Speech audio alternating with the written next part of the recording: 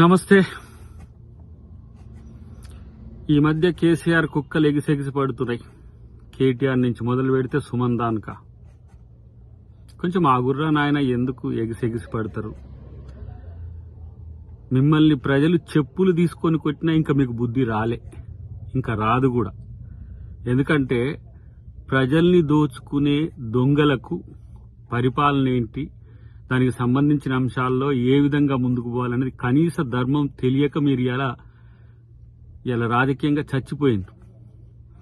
ఇక అది పట్టలేక ఒకడేమో 3 నెలలు ఉంటుంది అంటాడు, ఒకడేమో 6 నెలలు ఉంటుంది అంటాడు, ఒకడేమో ఎప్పుడు పోద్దో తెలియదు అంటాడు.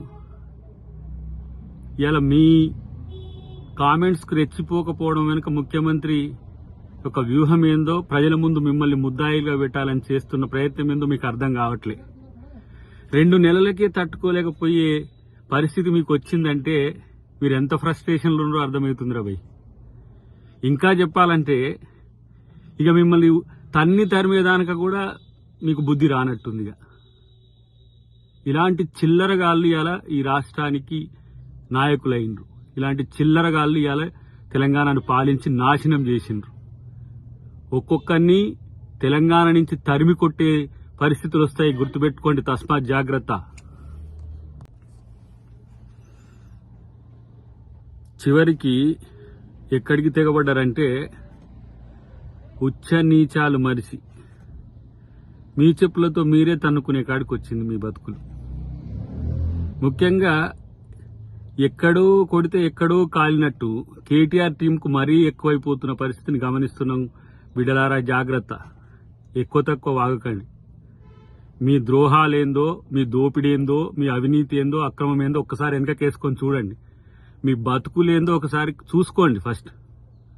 కాబట్టి తెలంగాణ ఏదో వీళ్ళ జాగీర్ అన్నట్టు, అధికారం కాంగ్రెస్కి వస్తే వాళ్ళదేదో గుంజుకున్నట్టు అసహనంతో ఫీల్ అవుతుండే ఎందుకురా? తెలంగాణ ప్రజలు మిమ్మల్ని తన్మే రోజులు ముందునే, గుర్తుపెట్టుకోండి. మీ అవినీతి అక్రమాలు తెలిసిన తర్వాత మాట్లాడుతున్నారు కదా ఒక్కొక్కడు. కాబట్టి ఇలాంటి చిల్లరగాళ్ళు, ఇలాంటి చెత్తగాళ్లను ప్రజలు పట్టించుకోవద్దు అసలు ఫస్ట్. వీళ్ళ వల్లనే ఈ తెలంగాణ ఇట్లా నాశనమై ఈ స్థితికి వచ్చింది. డెఫినెట్ గా రేవంత్ రెడ్డి గారు రేపు తెలంగాణ అభివృద్ధిని మరింత చేస్తారనే ఒక భావనతోనే, అలా జరగకుండా ఉండాలనే ఎవడెవడితో ఏమేమో కుట్రలు చేస్తున్నట్టు కనబడుతున్నది. మిమ్మల్ని ప్రజలు శిక్షించే రోజు భవిష్యత్తులో ఉండదనేది గుర్తుపెట్టుకోండి. ఉల్లరూటి మాటలతో, ఎచ్చిడి మాటలతో రెచ్చగొడితే తెలంగాణ ప్రజలు ఊరుకోరనే విషయాన్ని కూడా గుర్తుపెట్టుకుంటే మంచిదని చెప్పి హెచ్చరిస్తున్నా. ఇంకోసారి ఇలాంటి పిచ్చి ప్రేలాపనలు వెళ్తే తంతర్ అనేది కూడా గుర్తుపెట్టుకోండి. అసలు మీరు ఎక్కడ్రా లీడర్ నాకు అర్థం కావట్లేదు. ఆ ముసలోని పుణ్యాన్ని ఆడేదో కొట్లాడినట్టు నటిస్తే మీరందరూ వెనక కూర్చొని బిచ్చగాళ్ళ లెక్క అడక్క తిన్న సన్నాసులు. మీరు ఎవడైనా సరే మాట్లాడేటో తలతిక్క సన్నాసిగాళ్ళు. సిగ్గు లజ్జ లేకుండా లక్షల కోట్లు దోంచుకొని ఇంకా మీకు కోపాలు వస్తాయి. ప్రజలు చెప్పులు తీసుకొని తన్నే రోజులు భవిష్యత్తులో ఉన్నాయని తెలియదా మీకు? బహిరంగ సభలు చూడంగానే, లేకపోతే ప్రభుత్వ తీరు చూడంగానే మీకు పిచ్చి లేచిపోతున్నది. ఎర్రగడ్డకో ఆ వైజాగ్కో పోండి సన్నాసులారా, గుంపు కట్టుకొని పోరి. ఇలా నేను అంటున్నా, మీ అక్రమాలకు ఆగడాలకు ప్రజలు శిక్ష వేయబట్టి మీరు తగ్గింది. కానీ లేకపోతే మూడోసారి మీరు అధికారంలోకి వస్తే పరిస్థితి, రాష్ట్ర పరిస్థితి ఏంది, ఇక్కడ ప్రజాస్వామ్యం పరిస్థితి ఏందో అందరికి తెలుసు. కాబట్టే మీరన్న దానికంటే 100 మాటలు ఎక్కువ అనగల శక్తి కాంగ్రెస్ కార్యకర్తలకు, కాంగ్రెస్ నాయకులకు ఉన్నది.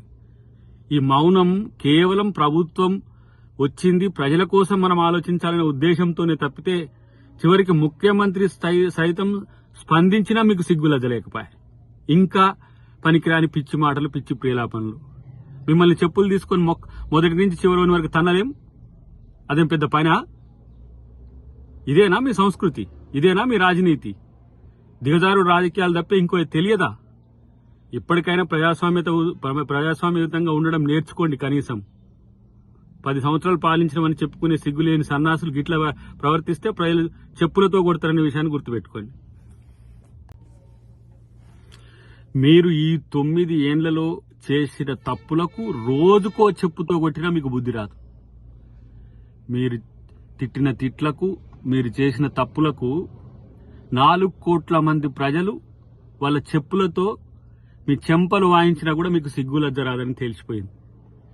ఇంకా ప్రతిపక్షమని గౌరవించడము, ప్రజాస్వామ్యమని గౌరవించడం అని అంత మూర్ఖపు ఆలోచనలు చేస్తున్నాం మేము. ఎందుకంటే అయ్యో రాజ్యాంగం ఉంది, ప్రజాస్వామ్యం ఉంది, దాన్ని గౌరవించాలి, ప్రతిపక్షాలకు కూడా మర్యాద ఇవ్వాలి, గౌరవం ఇవ్వాలంటే ఇలాంటి దిగజారుడు రాజకీయాలకు తెగబడితే ఇంకింతకంటే నీచం ఏమైనా ఉన్నదా? ఇలా నేను అంటున్న ప్రజలకు ఒక పిలుపునిస్తున్నా. ఇలాంటి దద్దమ్మల వల్ల, ఇలాంటి పనికిరాని చెత్తగాళ్ల వల్ల తెలంగాణ సమాజానికి ఏం ఒరిగడు.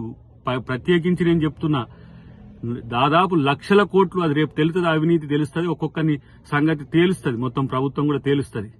అంటే రెచ్చగొట్టడం ద్వారా, లేకపోతే ఇలాంటి బూతులు మాట్లాడడం ద్వారా కాంగ్రెస్ ప్రభుత్వాన్నో కాంగ్రెస్ పార్టీ నాయకులను అబాసుపేలు చేయాలని చూస్తే ప్రజలు సహించరు, కాంగ్రెస్ కార్యకర్తలు కూడా సహించరు. ఇంకా మీకు రాజకీయంగా బొంద తప్పితే ఏం మిగిలింది మీకు బొంద? ఇంకా దోచుకున్న జాలకి ఇంకా రెచ్చగొట్టి ఇవాళ ప్రజల్ని మళ్లీ విడగొట్టే ఒక వైరుధ్యాలు పెంచే చర్చ చేస్తున్నారా? అందుకనే మిమ్మల్ని గౌరవించాలంటే భవిష్యత్తులో మీరు గౌరవంగా ఉంటే మంచిది, లేకపోతే ప్రతి ఒక్కరికి తగిన శాస్తి తప్పదని చెప్పి హెచ్చరిస్తున్నాం. ఇంకా కొంచెం ఆ కేసీఆర్ మీద గౌరవం ఉండి, మా ముఖ్యమంత్రి గారు గౌరవించాల్సిన అవసరం ఉండి, తెలంగాణ ఉద్యమంలో ఉండడనే ఉద్దేశంతో గౌరవంగా ఉంటే ఇలాంటి పిచ్చి కుక్కలు రెచ్చిపోతున్న పరిస్థితి ఉన్నది. ఇప్పుడు నాయన కేటీఆర్, ఏందిరా బాబు నీ బాధ, ఏందిరా నాయన ఇదంతా? నీ పిచ్చి కుక్కలే వరలేదు మొత్తం బయట.